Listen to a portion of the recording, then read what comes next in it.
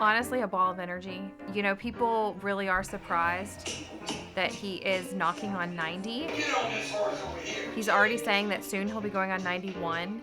He just is very out there. He's just active. He's constantly figuring out the next thing that he can do, the next project that he can work on. He does not sit still. He does not slow down.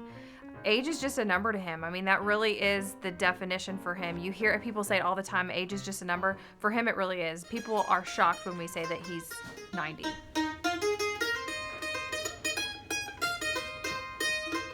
It's so hard to describe my papaw, and anytime I have met someone that doesn't know him, I just start off by saying, well, let's see, he plays about 5 instruments, the mandolin, banjo, guitar, harmonica, piano, all by ear.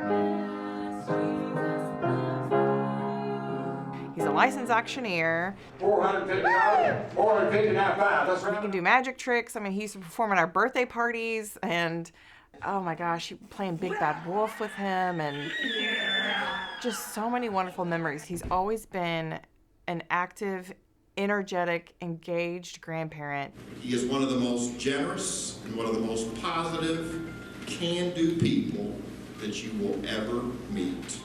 He is an incredible personality. He's somebody that, when he's in the room, he's in charge of the room. His personality it is what it is.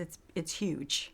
And he's got that attitude that is undefeatable. Smoke, smoke, smoke that cigarette. The best memories are his very fabricated stories and just the life that he puts behind him. There's just never a dull moment with him. Even to this day, he tells jokes at the office, and they're new ones that, we haven't even heard before. So it's just what comes out of his mouth is just my greatest memory, because even if it's like his stories of his life, it's so interesting to hear how he grew up. He's just a fun person to be around. He's funny. I always laugh when I'm with him. His stories are crazy. His jokes are crazy. He is just so much fun. I was kind of mischievous. I know I've got tabbed with that, and it's probably right. We lived well, I suppose, when you look back. I wouldn't really take anything for the way I lived back then. I think it's molded me to be what I am today. I knew later on there was a better life, and I worked hard to achieve that. It was a little small house, probably about maybe 700 square feet at the most, and there's 6 of us boys and 1 girl, and our parents was 9 people living in a house without running water or electricity. We didn't have much. We were poor, considered poor people. We owned a 100-acre farm that my grandfather had given to us, and we grew about 98% of everything we ate.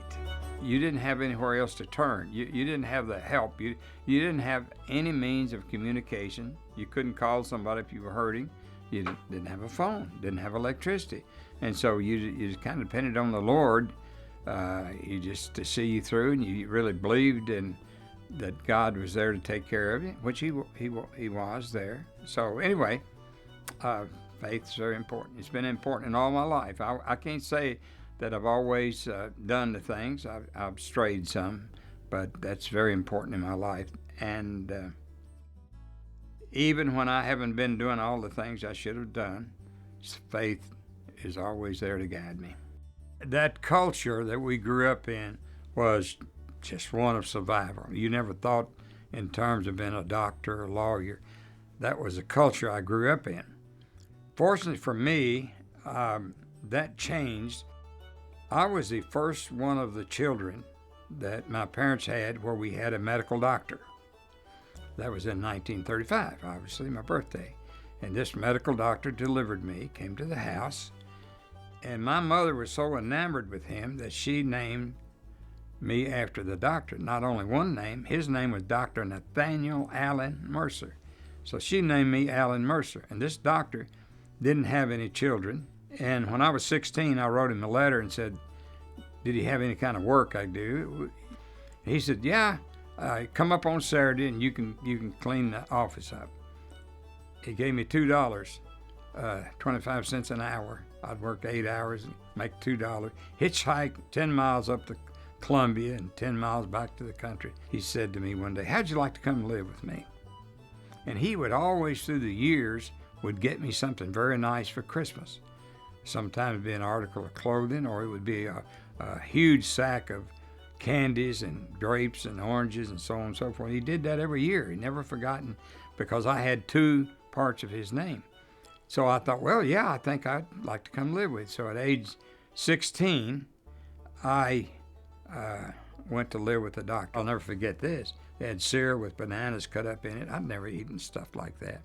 And I sat there very intimidated, and I went to school. And a week had gone by, and all of a sudden, I'm seeing something in a chair next to my bed with pajamas. I didn't know what they were. We didn't wear pajamas. Are you kidding? And finally, she saw they weren't being moved. She said, Allan, you're to sleep in those. So this changed my whole outlook. I'm thinking, there is a better life. There's something to be had. So at age 52, I started Mr. P Express. We had a couple trucks and about 3 trailers. We didn't own them, we rented them. It all started back then, but I never gave up. I never had an umbrella to cover over me, or I never had anything to land on. It was just me and the Lord, and I guarantee you I got close to the Lord. And it seemed like something would always happen in a positive way. I don't like to receive, but I like to give. I love helping people. The thing that pains me the worst as I go through life is I can't help everybody. And I'm so conscious of people who have meager means, because I grew up that way, and it's never, that's still in my heart. And I love the golden rule. Do unto others as you'd have them do unto you. Treat people the way you want to be treated. You want a good neighbor? Be a good neighbor. And you know, one of the things that I've done too is I've taken my siblings to all 50 states. I'm proud of that. I've been in a lot of, all over Eastern Europe, Australia, New Zealand, Moscow, Russia. God has blessed me so much. I've got wonderful family. You all are so important to me. Where did you just go? I'll get up on the North Pole. It's cold up there. 13 great-grandchildren, which is pretty amazing. And you know what? I think you love your great-grandkids just as much as you do your grandkids. I can't tell any difference your kids and you. I love those little rascals. They're so cute. I'm impressed that Matthew, the youngest one, 3 years old, would come running up to me to hug me, and Elizabeth, you know, she did the same thing. Little 3-year-olds come up, hugging their papaw. What do they mean to you, both Merle and Cindy? Well, I'd give them a life, either one of them. I'd die for them. And they don't have a pain that doesn't bother me.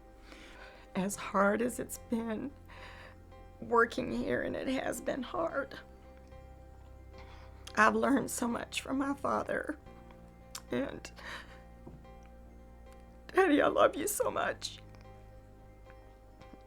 And I don't really like to think about the time when I won't have you. You really scared me this year. It was like a miracle had happened. I mean, truly a miracle. And you're just like, wow, we get another chance, we get another shot. I get to hear his voice again. I get to hug him again. I get to talk to him again. Every moment really does count. It's not often that you get a second chance at life, this big, this late in your life. And I think that for all of us, it just woke us up to time really is valuable.